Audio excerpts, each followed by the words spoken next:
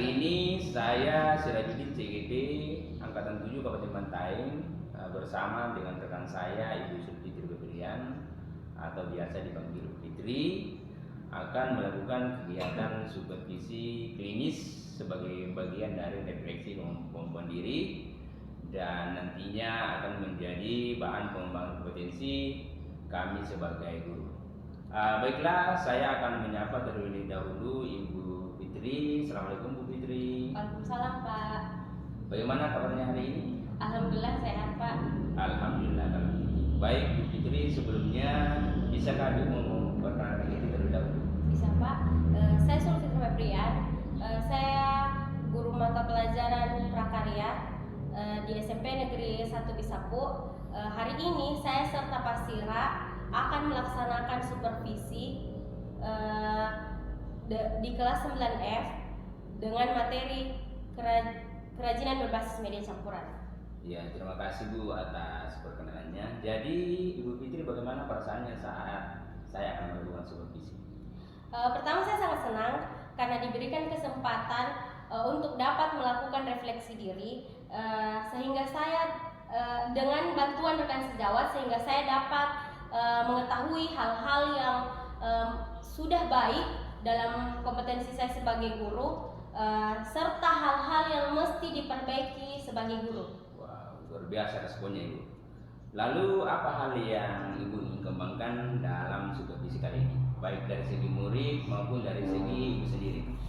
Untuk murid, tentunya saya ingin mereka mencapai tujuan pembelajaran hari ini, serta saya ingin mereka meningkatkan keahlian mereka saat belajar. Untuk saya pribadi, saya ingin mengembangkan kemampuan kompetensi saya, terutama dalam memenuhi kebutuhan belajar pada siswa yang beragam. Wow, luar biasa rencananya Ibu ya, luar biasa sekali.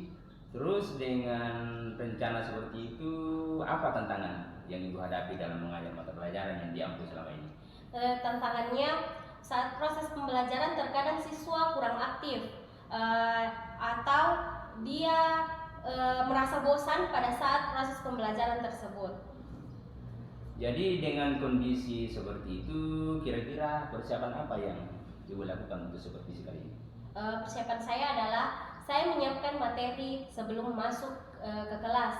Kemudian saya menyiapkan materi pembelajaran tersebut agar supaya pada saat proses pembelajaran berlangsung lebih memudahkan prosesnya.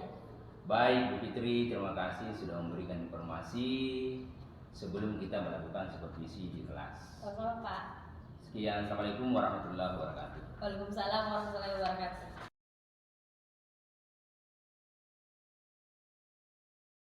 Untuk kelas siapkan juga. Siap untuk siap.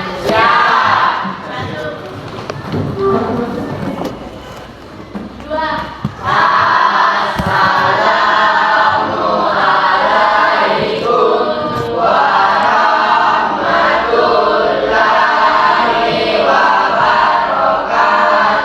Waalaikumsalam warahmatullahi wabarakatuh.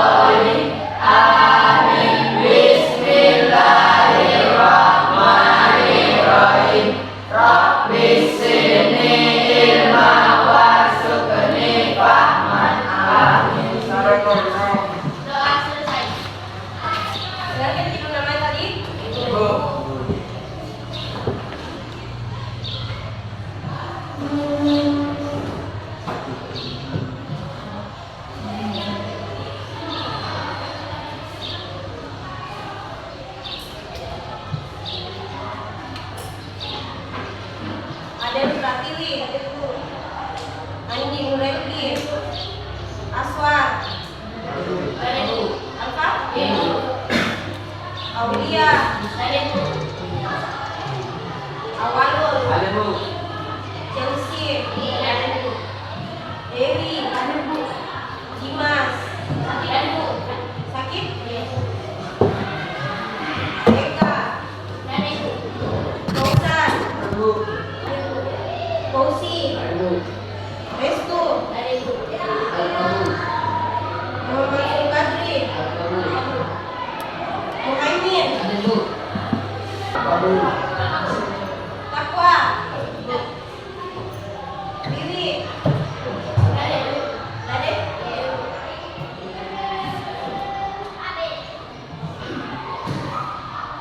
Oke, jadi sebelumnya kan kita sudah belajar nih tentang apa itu media kerajinan berbasis media campuran, tak? Apa saja kira-kira yang lalu kita pelajari? Masih ingat tidak? Apa saja? Apanya saja itu media kerajinan berbasis media campuran? Yang lalu kita pelajari minggu kemarin-kemarin. Ada yang bisa sebutkan atau jelaskan apa itu kerajinan berbasis media campuran? Kita ulang lagi nih pelajaran yang lalu supaya kita ingat lagi kembali apa itu kerajinan berbasis media campuran. Nah, kira sudah jadi yang kemarin-kemarin dikasih tahu, Ki?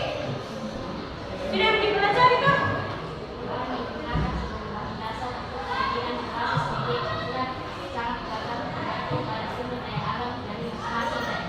Ya itu, apalagi? Ada lagi yang bisa jelaskan?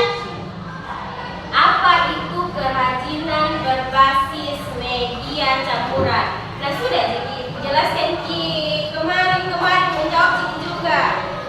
Apa itu lagi? Masa dilupa Mi?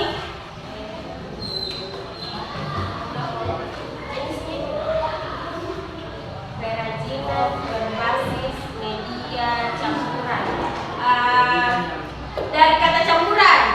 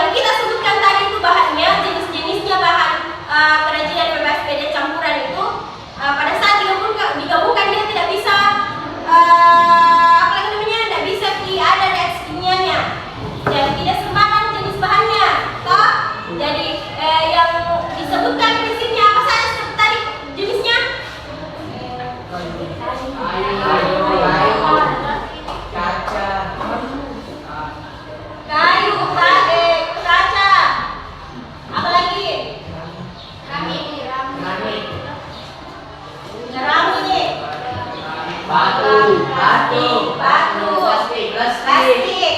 Jadi yang kita sebutkan tadi bahan-bahannya, dia harus dia tidak boleh memiliki reaksi kimia pada saat digabungkan. Umpama pada saat kita menggabungkan besi dengan plastik, nah plastik itu meleleh, berarti dia tidak bisa cocok toh.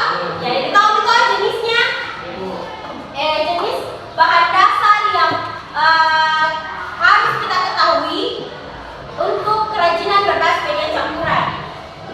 Jadi tujuan pembelajaran hari ini mengetahui jenis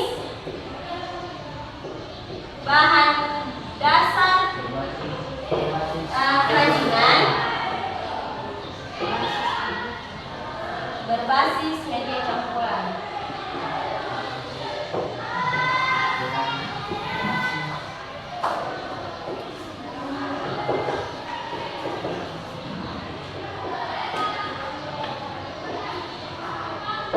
Nah, kalau sudah ditahu bahan dasarnya, sekarang yang seperti kita sebutkan tadi, apa saja kira-kira yang bisa jadi kerajinan berbasis media campuran? Umpama ibu sebutkan kayu sama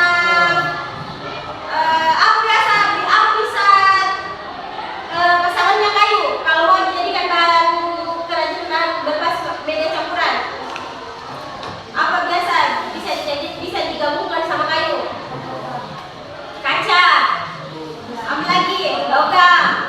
Nah, kalau seumpama kaca, selain lemari yang kita sebutkan, apa produknya biasa? Apa yang bisa dihasilkan kalau kayu sama jendela? Apa lagi?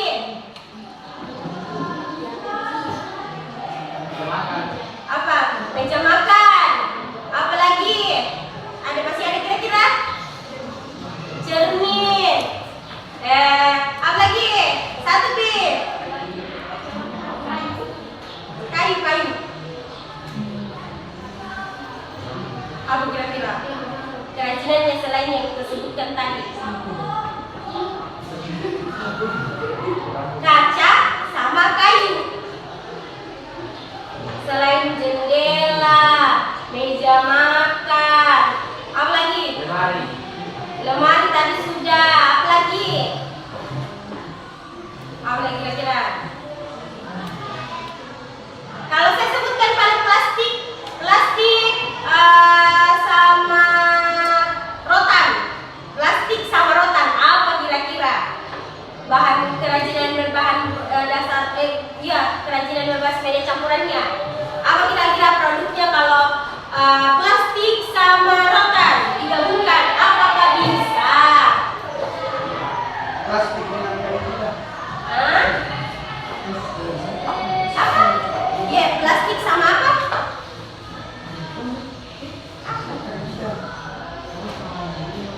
Plastik sama rotan, apa kira-kira? Ada yang bisa sebutkan? Plastik dengan rotan. Apa pernah lihat kit? Pernah lihat apa tidak? Bisa digabungkan apa tidak? Ya, maksud tidak bisa. Apa kira-kira?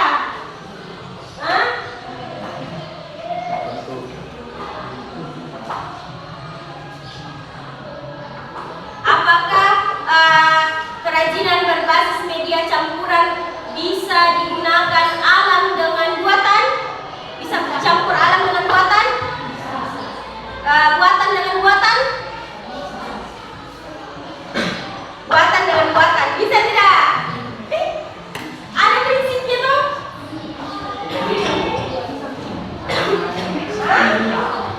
Bisa. Apalagi kalau buatan dengan alam? Rotan sama plastik, apakah bisa dipadukan? Kenapa bisa dipadukan?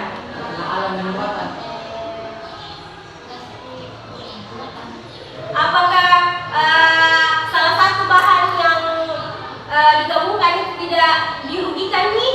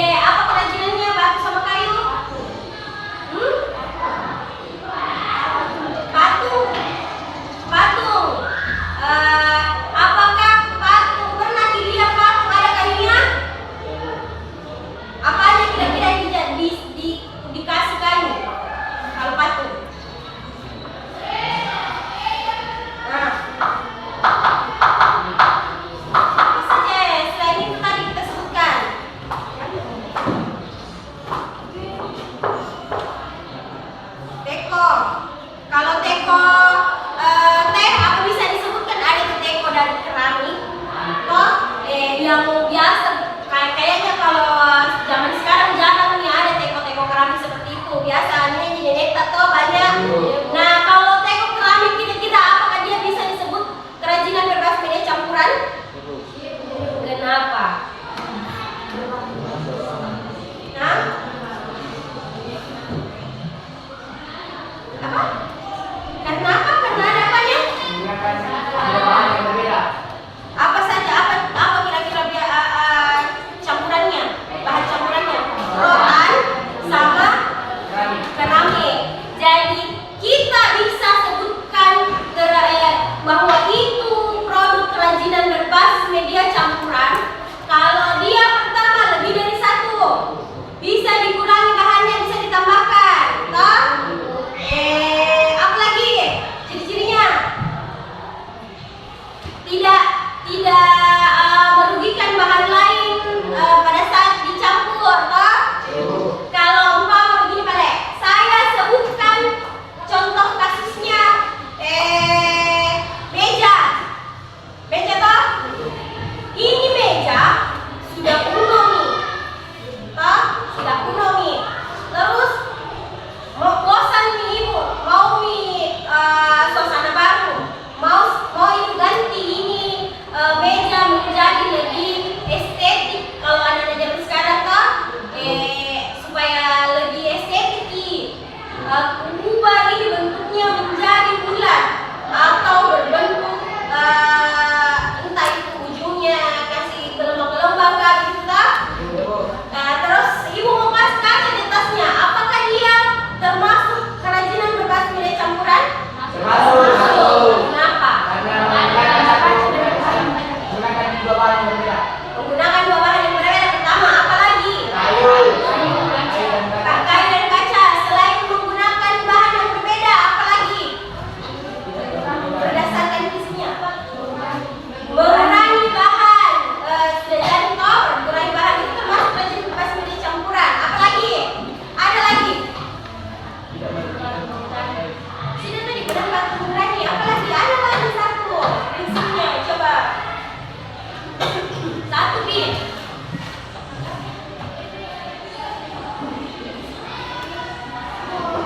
Apa?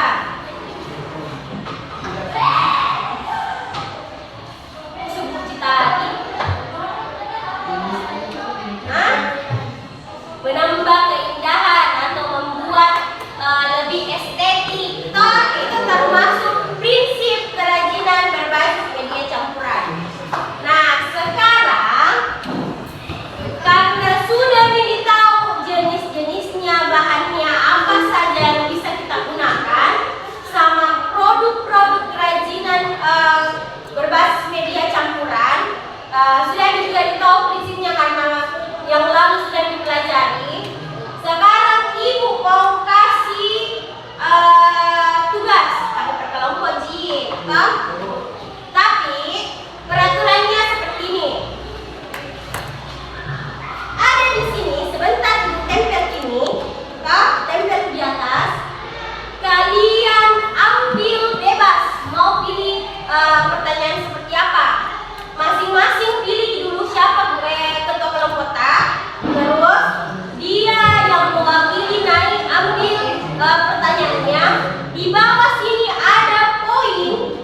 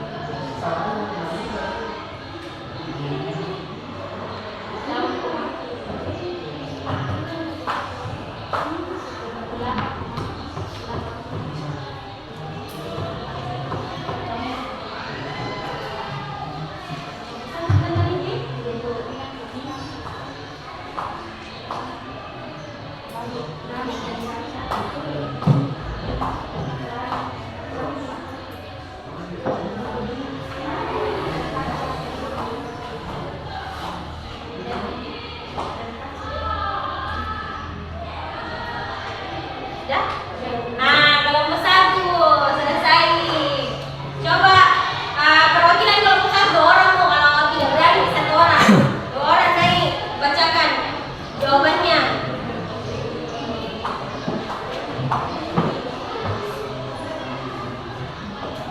Pertanyaannya dulu. Jelaskan pengertian media campuran. Bahan yang terdiri dari satu. Karantina memadukan bentuk benda yang dominan dari satu jenis bahan dengan bahan lainnya. Ya, terus ke nomor 2. Sebutkan bahan-bahan alam. Batu-batuan, kayu, ranting, bijian, daun, kelapa, bangunan, keringan, ranting. Jadi itu perwakilan dari kelompok 1. Poinnya berapa? 40. Ada poin tambahan yang didapatkan dari kelompok 1 karena lebih cepat dari kelompok lain. Dia mendapatkan poin tambahan 10. Jadi berapa nih? 50. Kalau sekarang sebentar lagi dilanjuti. Perhatikan. Sudah nih kita pelajari kerajinan berbasis media campuran, prinsip, jenis, sama produknya. Sampai sini apakah ada pertanyaan tentang kerajinan berbasis media campuran? Sama tahu ada yang ingin diketahui, belum dimengerti, atau penasaran dengan hal-hal tentang kerajinan berbasis media campuran? Ada pertanyaan? Tidak ada? Berarti ibu anggap paham kita semua tentang kerajinan berbasis media campuran? Jadi kerajinan berbasis media campuran, kesimpulannya dia memiliki lebih dari satu bahan, dan pada saat kita menggabungkan bahan dasarnya, dia tidak merugikan bahan lain untuk menghasilkan suatu produk kerajinan berbasis media campuran. Dan kerajinan berbasis media campuran itu bisa ditemukan di sekitar kita. Bisa contohnya tadi apa tadi ini? Lemari, jendela, meja, kaca yang ada kasih di kamar Tato, kaca hias. Jadi itu semua kerajinan berbasis media campuran yang bisa kita temukan di sekitar kita. Jadi sekarang kalau seumpama disuruh atau ada dilihat kerajinan, bisa dibedakan bahwa dia kerajinan berbasis media campuran atau bukan, ya kan? Karena seperti yang kita sebutkan tadi, ada ciri-cirinya, lebih dari satu bahan, memiliki keindahan atau estetik, dia bisa dikurangi, bisa ditambahkan. Jadi itu tadi kerajinan berbasis media campuran. Oke? Mengerti kita? Oke. Sebagai penutup,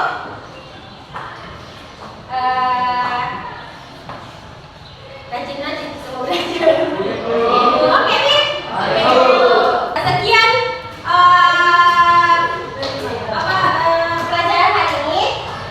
Jika ada yang ingin dipertanyakan atau ada yang kurang dimengerti, silakan bertanya, datang itu. Oke, ya.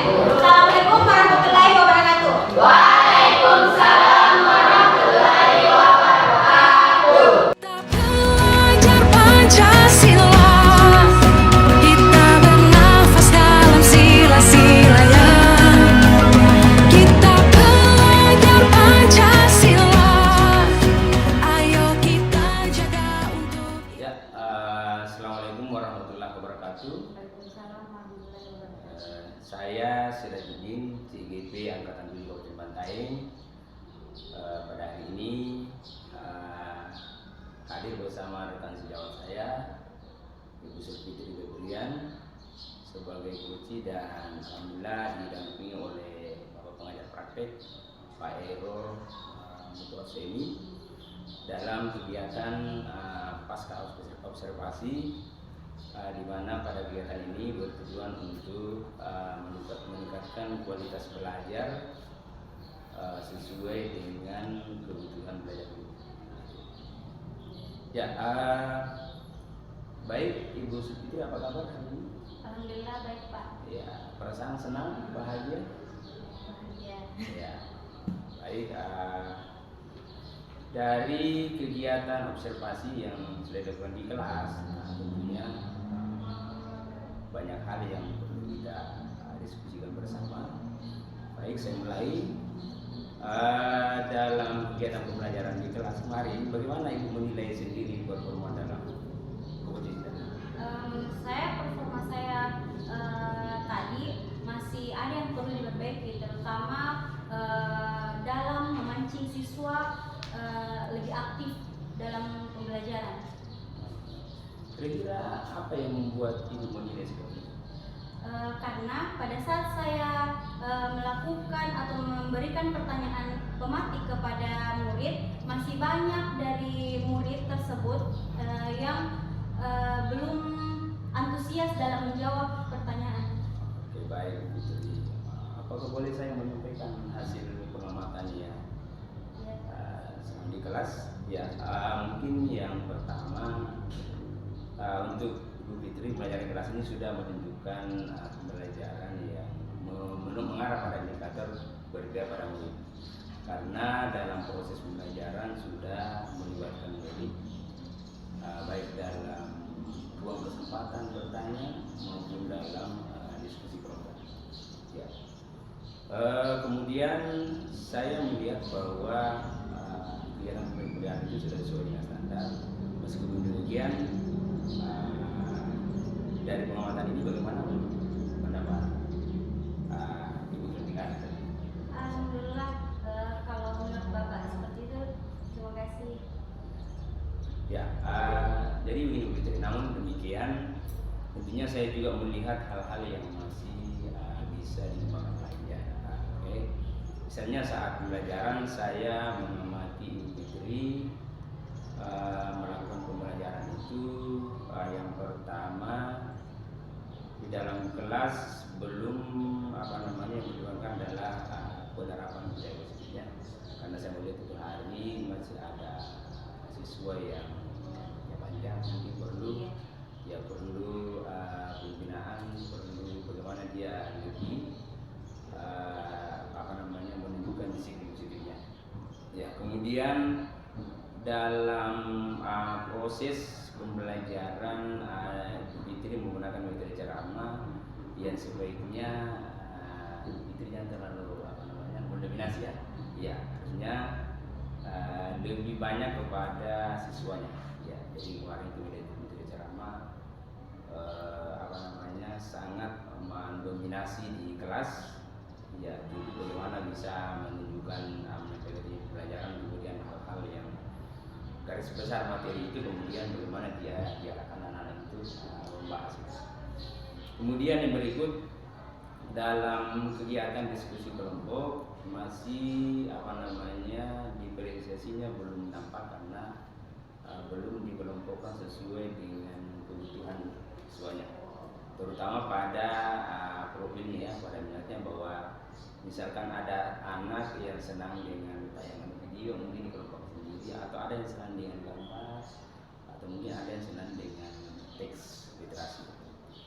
Kemudian yang berikut, kemarin di kelas itu Bu Fitri masih mendominasi metode pembelajaran model pembelajaran konvensional, masih mengandalkan buku paket. Mungkin bisa berbanyak dikembangkan lagi dengan media-media pembelajaran yang bisa dari berbasis digital, ya, itu seperti itu.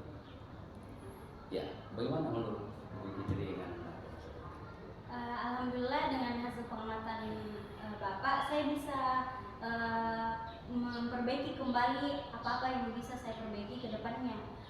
Saya setuju dengan apa yang Pak Sira katakan. Insya Allah ke depannya saya akan memperbaiki metode pembelajaran di dalam kelas. Ya. Mungkin yang terakhir Bu Fitri, dari proses ini kira-kira apa yang Ibu peroleh dari proses uji ini melalui dari observasi kelas. Ya. terima kasih kepada Pak Sira. Dengan adanya proses ini saya bisa merefleksi diri, mengetahui apa-apa yang harus saya perbaiki ke depannya, dan memperbaiki kompetensi saya sebagai guru untuk yang akan datang. Oke, terima kasih Bu Fitri, sukses ke depannya, mudah-mudahan bisa menerapkan implementasi di kelas bagaimana melakukan pembelajaran yang berkualitas di kelas dengan merujuk pada kebutuhan pelajar. Saya kira demikian. Sekian. Assalamualaikum warahmatullahi wabarakatuh. Waalaikumsalam warahmatullahi wabarakatuh. Jadilah